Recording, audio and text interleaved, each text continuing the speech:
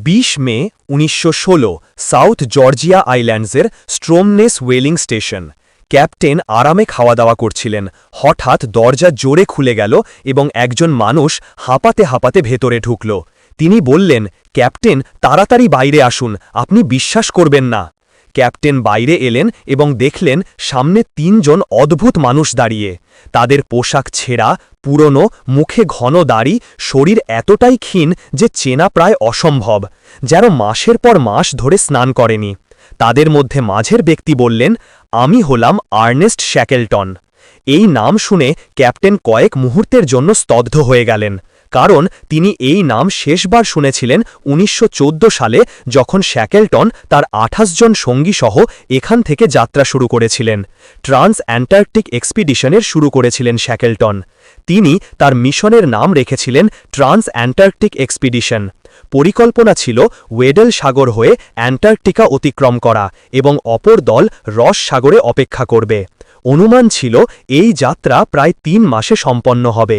এর জন্য বেছে নেওয়া হয়েছিল জাহাজ এন্ডিউরেন্স, অত্যন্ত শক্তিশালী, ঝড় ও বরফ সহ্য করতে পারা জাহাজ।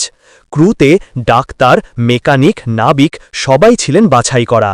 ১৯১৪ সালের আগস্টে যাত্রা শুরু হয় এবং অক্টোবরের মধ্যে তারা সাউথ জর্জিয়ায় পৌঁছে যান। স্থানীয়রা তাদের সতর্ক করেছিল, এই মৌসুমে বরফ অত্যন্ত বিপজ্জনক হয়, কিন্তু শ্যাকেলটন সিদ্ধান্ত নিয়ে ফেলেছিলেন। ৫ ডিসেম্বর ১৯১৪ এন্ডিউরেন্স ওয়েডেল সাগরের দিকে রওনা হল। শুরুতে যাত্রা স্বাভাবিক ছিল, কিন্তু ধীরে ধীরে সমুদ্রের জল বরফের মোটা চাদরে পরিণত হতে লাগল। জানুয়ারির মধ্যে পরিস্থিতি এতটাই খারাপ হয়ে গেল যে জাহাজ কোনো মতে ১ কিমি এগোতেও কষ্ট হচ্ছিল, এবং তারপর একদিন জাহাজ পুরোপুরি বরফে আটকে গেল। মৃত্যুর ফাঁদ, বরফে আটকে থাকা জাহাজ। ক্রুরা কোদাল দিয়ে বরফ ভাঙার চেষ্টা করল। কিছুক্ষণের জন্য স্বস্তি মিলল, কিন্তু বরফের শক্তি ছিল অপ্রতিরোধ্য। এন্ডিউরেন্স যেন বরফের জেলে বন্দী হয়ে গিয়েছিল। ওপর থেকে বরফের স্তরগুলো জাহাজকে মুচড়ে দিচ্ছিল। শ্যাকেলটন তার সঙ্গীদের মনোবল অটুট রাখলেন। তিনি সবাইকে একটি রুটিনে রাখলেন, কুকুরের সঙ্গে খেলা, বরফের ওপর ফুটবল এবং বরফ কাটার কাজ। কিন্তু তার স্বপ্ন ভেঙে গিয়েছিল। অ্যান্টার্কটিকা অতিক্রম করা এখন অসম্ভব ছিল। মার্চ মাস আসতেই তাপমাত্রা ৩০ ডিগ্রি সেলসিয়াস নিচে নেমে গেল। জাহাজ বরফের কবরে পরিণত হয়েছিল। খাবারের অভাবে সবাইকে পেঙ্গুইন আর শীল শিকার করতে বাধ্য হতে হল। এপ্রিলে বরফের ফাটল থেকে এমন শব্দ হতে লাগল যেন কামানের গোলা ছোড়া হচ্ছে। অবশেষে নভেম্বর ১৯১৫ এন্ডিউরেন্স পুরোপুরি ভেঙে ডুবে গেল। এখন তাদের কাছে ছিল শুধু লাইফবোট, তাঁবু এবং সীমিত রসদ। ভাসমান বরফে জীবন। জাহাজ ডুবে যাবার পর তারা বরফের চাদরে তাঁবু খাটিয়ে থাকতে লাগল। মাসের পর মাস -৪০ ডিগ্রি তাপমাত্রায় বেঁচে থাকা কোনো অলৌকিক ঘটনার চেয়ে কম ছিল না। খাবার এতটাই কমে গিয়েছিল যে শুধু একটি বিস্কুট আর সামান্য মাংস পাওয়া যেত। একবার তাদের তাঁবুর নিচের বরফ হঠাৎ ভেঙে গেল। অনেকে ঠান্ডা জলে পড়ে গেল, কিন্তু কোনো মতে বেঁচে গেল। ধীরে ধীরে তাদের বরফের টুকরো ছোট হতে লাগল এবং এগিয়ে যাওয়ার জন্য তাদের নৌকার সাহায্য নিতে হল এলিফ্যান্ট আইল্যান্ডের দিকে। এপ্রিল ১৯১৬ শ্যাকেলটন সিদ্ধান্ত নিলেন যে এখন তাদের অবশ্যই জমিতে পৌঁছাতে হবে। তাদের লাইফবোটগুলো বিপজ্জনক সমুদ্রে দুলতে দুলতে এগিয়ে চলল।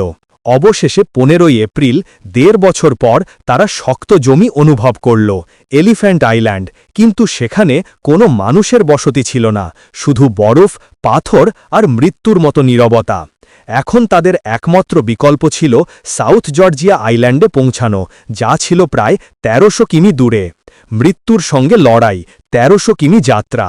২৪ এপ্রিল ১৯১৬ শ্যাকেলটন ৬ জন সঙ্গীসহ একটি ছোট নৌকায় সমুদ্রের সবচেয়ে বিপজ্জনক পথ বেছে নিলেন, ড্রেক প্যাসেজ, যেখানে ১২ মিটার উঁচু ঢেউ ওঠে এবং হাজার হাজার নাবিক প্রাণ হারিয়েছেন। দিনরাত হাতে নৌকা চালিয়ে ভিজে জমে যাওয়া অবস্থায় অবশেষে ১০ মে তারা সাউথ জর্জিয়ায় পৌঁছালেন। কিন্তু মুশকিল তখনও বাকি ছিল। তারা দ্বীপের সেই অংশে পৌঁছেছিলেন যা বসতি থেকে পুরোপুরি বিপরীত দিকে ছিল। বসতিতে পৌঁছতে হলে 40 কিমি পাহাড় অতিক্রম করতে হতো, যা আজ পর্যন্ত কেউ পার করতে পারেনি। কিন্তু শ্যাকলটন হার মানেননি। 3 সঙ্গীসহ তিনি বরফে ঢাকা পাহাড় পার করলেন, উপত্যকা, খাদ, উঁচু চূড়া সব অতিক্রম করে অবশেষে তারা স্ট্রোমনেস হুইলিং স্টেশন দেখতে পেলেন। 20 মে 1916 শ্যাকলটন আবার সভ্যতায় ফিরে এলেন। চূড়ান্ত উদ্ধার। সেখানে পৌঁছে তিনি প্রথমে বাকি সঙ্গীদের উদ্ধার করলেন এবং তারপর সরকারের কাছে সাহায্য চাইলেন। বেশ কয়েকবার জাহাজ পাঠানো হল, কিন্তু বরফ পথ আটকে দিল। অবশেষে 30 আগস্ট 1916 শ্যাকলটন নিজে এলিফ্যান্ট আইল্যান্ডে পৌঁছালেন এবং যখন তিনি তার 22 জন সঙ্গীকে জীবিত দেখলেন, তখন তার চোখ দিয়ে অশ্রু ঝরে পড়ল। তার ক্রু, যারা 1.5 বছর ধরে মৃত্যুর সঙ্গে লড়াই করেছিল, অবশেষে বেঁচে গিয়েছিল। সমাপ্তি। তাই বন্ধুরা, এটি ছিল মানুষের সাহস আর অদম্য ইচ্ছাশক্তির এমন এক দুর্দান্ত গল্প যা শুনে আত্মা কেঁপে ওঠে। অ্যান্টার্কটিকার বরফ, ঝড়, ক্ষুধা কিছুই আর্নেস্ট শ্যাকলটন আর তার ক্রুদের বশ করতে পারেনি। তাহলে বলুন, শ্যাকলটন আর তার সঙ্গীদের এই গল্প আপনার কেমন লাগলো? আবার দেখা হবে আরেকটি রহস্যময় গল্প নিয়ে।